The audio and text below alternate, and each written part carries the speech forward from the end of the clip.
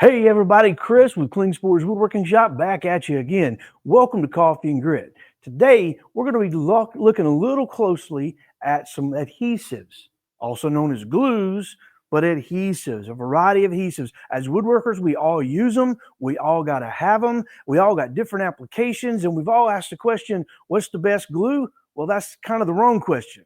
Continue the statement, what's the best glue for my application would be the correct question. So after today, hopefully you got a little better answer to that question, so you know what glue would work best, what adhesive would work best for your particular setup. Because just like everything else, ain't no one size going to fit all.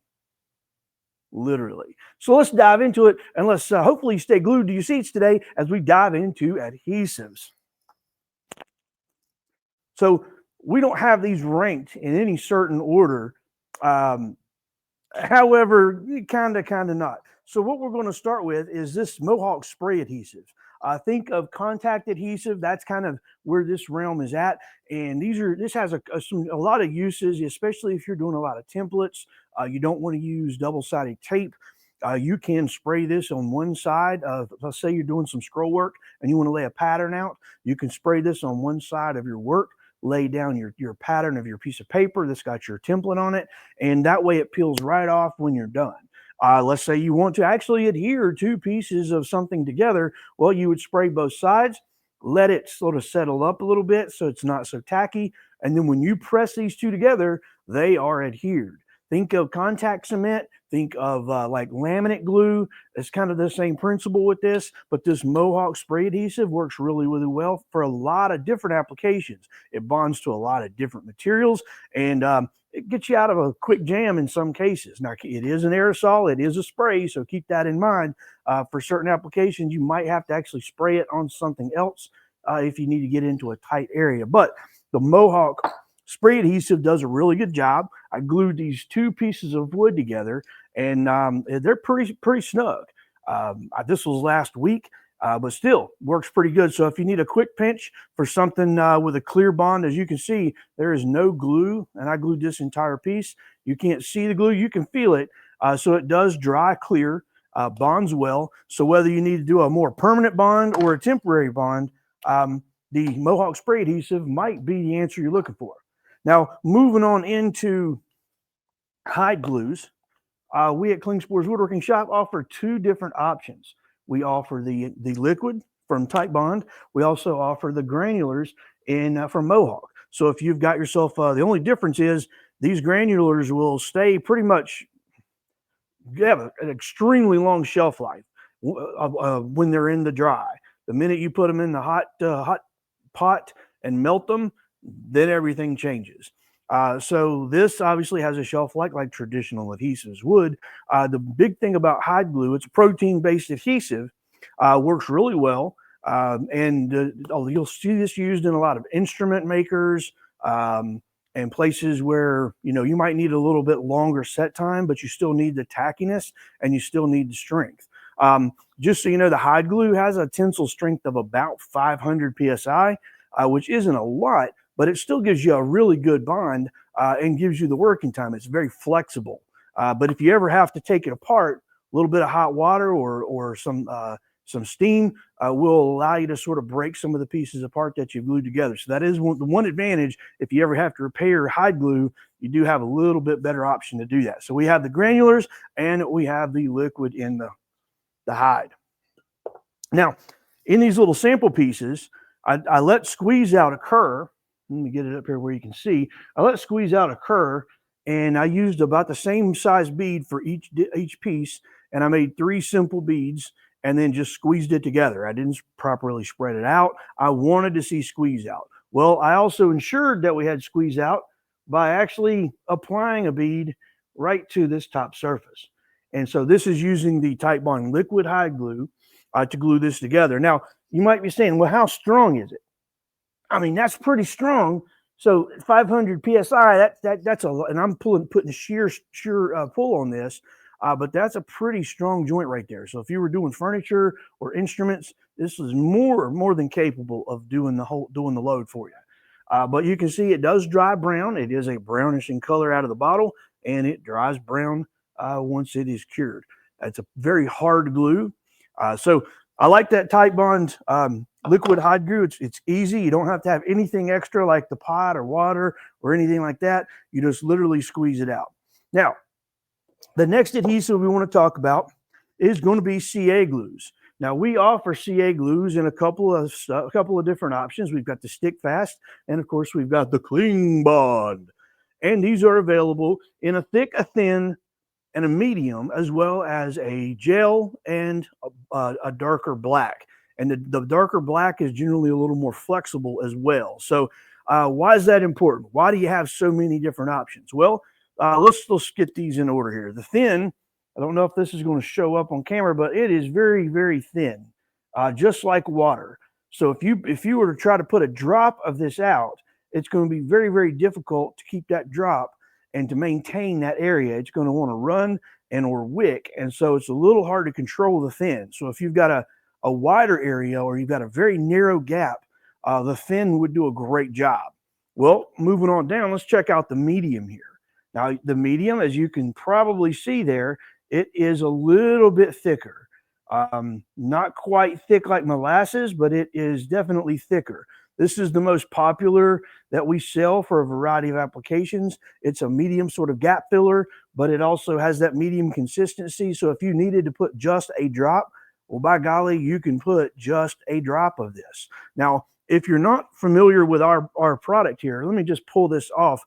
Inside this cap, if it picks it up, there's a little pin in there. The biggest complaint with CA glues is these tips get horribly corroded if you don't have a way to keep them clean. Well, every time you screw this cap back on, you have punctured that pin through that hole, and it maintains that hole integrity so that while you're using it, when next time you come to use it, the tip is not all horribly corroded, and you got to dispose of the tip. So just a little side note while we're talking about it. So we've talked about the thin, we've talked about the medium. What about the thick? Let's see if this will pick up. I don't know that it will, because it is horribly thick.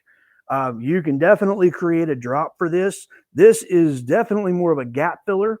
So if you were looking for something that will fill wider gaps, let's say you've got some knots that you want to make sure that they are secure, this stick will do that for you. So the thin, the thick, the medium. I don't have the black, I don't have the flexible back here, but I did want to just show you the three different options that are typically available in the CA glue.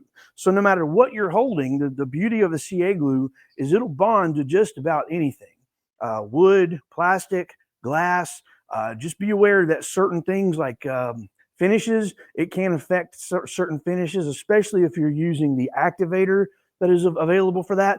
I recommend, if you're going to buy CA glue, you don't necessarily have to have the activator. The activator makes it dry instant. If you're going to get CA glue, go ahead and buy the debonder, because there's nothing worse than gluing your fingers together and having to cut them apart with a knife. Well, the debonder will be your best friend if that ever happens. So it'll free your fingers. So anyway, and if you're married and your wife likes to do a lot of different things with nails, guess what? CA glue, they love the super glue. It's also good. You didn't hear this from me because we're not offering medical advice, but if you get a little cut in the shop, that CA glue works pretty good for putting that back together. There is a little pain involved, but just anyway, again, we're not giving medical advice. So this is what the CA glue looks like. It is very strong. I can pull on this and twist, and it stays. It is bonded very, very well. You can't really see the glue that I applied to this inside the little bead because it does wick into the wood, and it is clear. So CA glue is a very, very good adhesive to have in your shop. Many shops already do. There's a variety of different manufacturers of it, but of course, we're pretty favorable to the Klingbond. It works really well. We sell a lot of it. We've got different sizes in the stick fast brand that we also carry. So moving on down to more traditional wood glues, we have our Klingbond. This is a traditional yellow wood glue, and it is going to be pretty quick setting. So if you're looking for a glue that's less expensive than the brand names, we got you covered. We've been selling this product for a long time. And the Klingbond glue, it's a traditional yellow glue. I would put it up to the Titebond II as far as the quality goes. It's very comparable to that. what you'll find with this is you'll get good life, you get good tack, and you get decent working time. If you need a longer working time, well, then we'll get one of the other glues later on. So if you got a big project where you got to have a lot of clamping and a lot of bending, we've got adhesives for that. But this particular wood glue here is a good go-to for all around general purpose shop glue ups and all your gluing needs for general woodworking. Now, it does dry yellow, so there is that. And again, there's a big bead. I did leave the squeeze out here so you can see that does dry yellow. So if you were looking to mix sawdust to create a wood filler, I don't remember where I saw it, but somebody did a video on using all the different kind of glues, and yellow glue is the best glue for closely mimicking the wood color. So that yellow glue right there would certainly get it done for not only gluing, but if you have to make your own special concoction of filler. So that it would be the yellow glue. Go Klingbond, go. All right, moving on down the line, we have the Titebond II. And the Titebond II has been around a long time, and it is water resistant, which is very helpful. It does say interior, exterior. I highly recommend if you're going to use it outside that it is definitely not under the water line and generally not where it's going to be consistently wet. But beyond that, the Titebond II is a very good glue. It's the most comparable thing. You know, everybody sells it, and most shops have it. And Titebond's got a good range of different adhesives available for a variety of different applications. But for general woodworking, you'll find that the Titebond II is a good go-to. We sell it in a couple of different sizes, so we got sizes that'll fit your need. Now with the Titebond, this is the squeeze out and the bead that I made. Not a lot of squeeze out there, but you can certainly see that it is a little more orangey yellow than the Klingbond glue. So that does give you just a little bit of a different color if that was a problem. Now, the tensile strength of the Titebond II is about 3750. The tensile strength of the Klingbond is going to be about 3700. So they're both going to be kind of comparable when it comes to tensile strength, which is how well it will hold when it's pulled apart. And that's pretty important when it comes to glues because, well, you know, you want it to hold together. You don't want it to fall apart. So moving on down the line, the next thing that we have is Titebond III. Titebond III, it's a little more white in color, obviously with the distinctive label. One of the benefits of the Titebond III is it is actually waterproof. Not water resistant, but waterproof. And again, you don't want this below the water line, but if you are making outside projects that will have some moisture around it or on it, the Titebond III is a great option. It is significantly stronger than the Titebond II. It comes in with a tensile strength of about 4,000, which, you know, that makes a lot of difference. And it is, again, more yellow in color. It gives you a little more open and working time. So if you have a little bit more time where you got a little more clamping that you need to do, this will give you that extra working time. I personally like the Titebond III for a lot of the projects I use with MDF because MDF just sucks the moisture out of that and it makes it dry really fast. But that gives me a little more working time with, say, MDF projects. As you can see, it dries very much more brown than the other glue. The squeeze out, don't have a lot there, but you might be able to see just a little bit of that squeeze out coming out there, and certainly a little bit drip down the edge. So it dries a little more brown than it does yellow. So just know that going in, that if you have a lighter colored wood like this, you'll want to just let that beat up, scrape that clean, sand that clean, and that should not be a problem in the long run. So that is going to be a little bit stronger there. Now, moving on down the line, we have got Gorilla Glue. Now, everybody's heard of Gorilla Glue. You've seen the commercials of the giant gorilla. Well, the Gorilla Glue has been around a long time. And what everybody knows about Gorilla Glue is, well, when you put it on, it foams up. Well, it does. That's because it expands as it cures, and that's what gives it its strength. That also is what gives it its waterproof capabilities. Now, if you look closely, let me try to get this turned.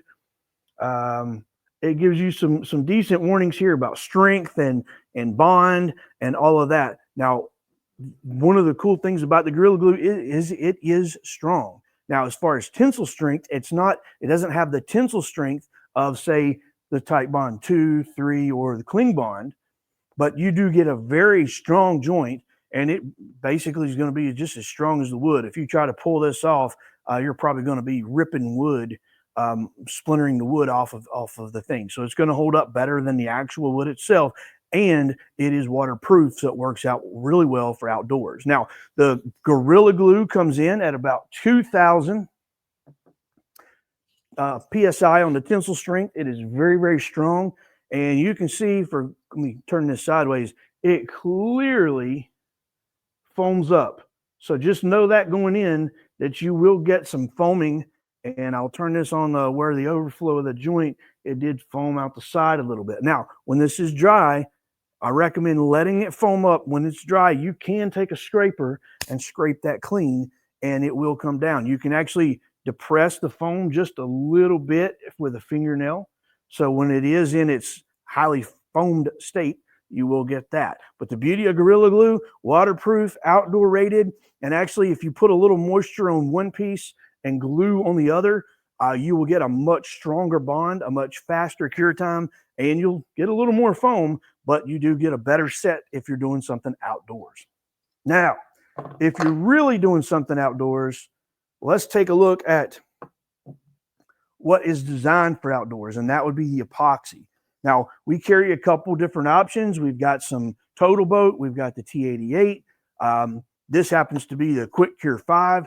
We carry a couple different variations from the System 3, as well as the Total Boat if you're looking for something structural. Now, these are not your epoxy countertop epoxies. They potentially could be used for some of that, but these are more your structural epoxies. These are what you're going to use if you're building a boat, or you need some really, really fast setting with high structural capability. And when I say a really, really strong joint, the high performance, for instance, that's going to get you about 8,000 PSI on the tensile strength. Now, that'll vary depending on whether you're using the fast hardener or the medium or slow hardener. This particular application, I chose the fast hardener. I just wanted to see just how quick it set up, and boy, did it set up quick. Now, one of the things that I will note here, and I'm going to set these down so you can see, the high performance from Total Boat. I'm going to turn these lids up. It's got two different pumps that comes with the kit. Okay, so now whether you're going with the fast or the slow or the medium, it doesn't matter. The pump will be the same. Their hardener to epoxy ratio is 2 to 1. Well, everybody complains, well, how do you guess that? How do you figure that? How do you mix that? Well, Total Boat has taken that problem and solved it for you. They've given you a 2 to 1 pump right out of the gate. So you pump this once and you pump this once, and it already has given you the correct ratio that you need for that mixture. No guessing, no fussing, no trying to figure out. The only thing you got to make sure you've done is mixed it properly. Okay, just like with any epoxy. So this is a 2 to 1 setup on this particular high performance, which is very, very good and structural. The System 3 Quick Cure is a 1 to 1. So know what you're getting into when you're getting into it. Now, I will show you this. This is pretty evident of how strong this is. Okay, this was at the bottom of the first piece that I did, and it is very, very strong. Okay, I used this cup to mix in. Okay, so I want to show you something. If you get this little donut at the bottom when you're done, just leave it in there, let it dry. If you move your cup just a little bit like this, it'll loosen it up to where that'll come right out, and then you can reuse your cup. Now, you might be looking right about there. This got so hot using the fast hardener that I only got 2 uses out of this cup. Thankfully, they give you 2 cups in the kit. So you get the epoxy resin, you get the hardener, you get the 2 to 1 pump, the standard pump, you get 2 cups, and you get a couple of little mixing sticks.